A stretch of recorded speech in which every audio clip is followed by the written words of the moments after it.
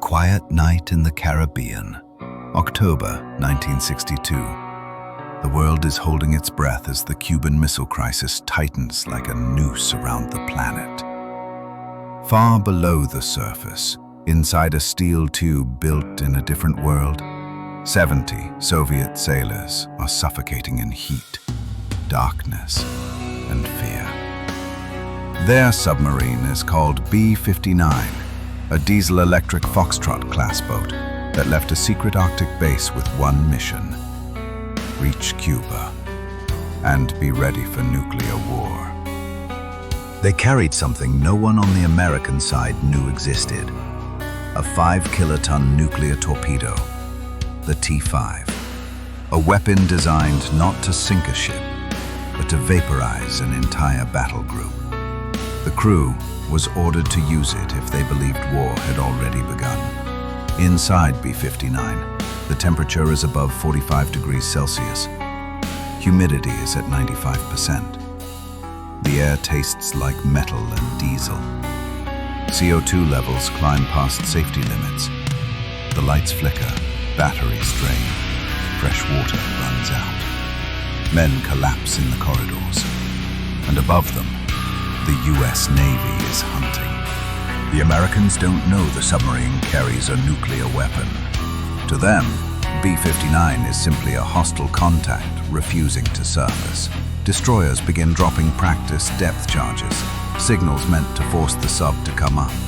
Harmless explosions, unless you are trapped inside a steel coffin with no air, no power, and no idea what the enemy is trying to say. Every detonation feels like a hammer hitting the hull. Inside the control room, Captain Valentin Savitsky is convinced that the Americans are attacking for real. He is exhausted, overheated, and running out of options. He declares, "We will not disgrace our Navy. We will blow them up." He reaches for the authorization to arm the nuclear torpedo. But B-59 has an unusual rule. Most Soviet submarines needed 2 signatures. This one needs 3. The captain, the political officer, and a third man, the flotilla commander aboard the sub, Vasili Arkhipov. Arkhipov is calm, quiet, clear-headed in a moment when nobody else can think straight. He argues that they don't know what's happening on the surface.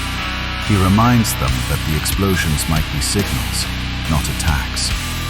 He warns that firing the nuclear torpedo will ignite a war between the superpowers, a war no one will survive. In the boiling darkness of the control room, the debate becomes a battle of wills. Savitsky wants to strike. The political officer agrees. 2 signatures already. Only Arkhipov stands in the way. Minutes pass. Depth charges explode above them. The crew can barely breathe. The torpedo sits in its cradle, ready to unleash a fireball hotter than the sun. Arkhipov refuses. He tells Savitsky they must surface. They must signal. They must resist the instinct to fire. At last, Savitsky relents.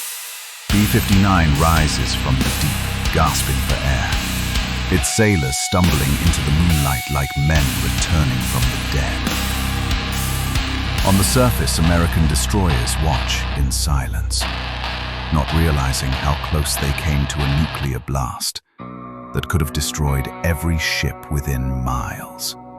Only years later, after the fall of the Soviet Union, after archives opened and officers finally spoke, did the truth come out. One Soviet submarine, one nuclear torpedo, one decision that prevented World War III. Vasili Arkhipov never called himself a hero. He lived a quiet life, died in 1998, and was buried without fame.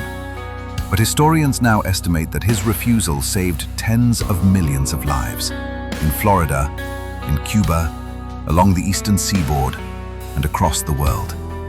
The crisis ended without a single shot fired, but deep beneath the waves, in a submarine suffocating in heat and fear, humanity came closer to nuclear war than anyone knew. Sometimes history doesn't turn on presidents or generals.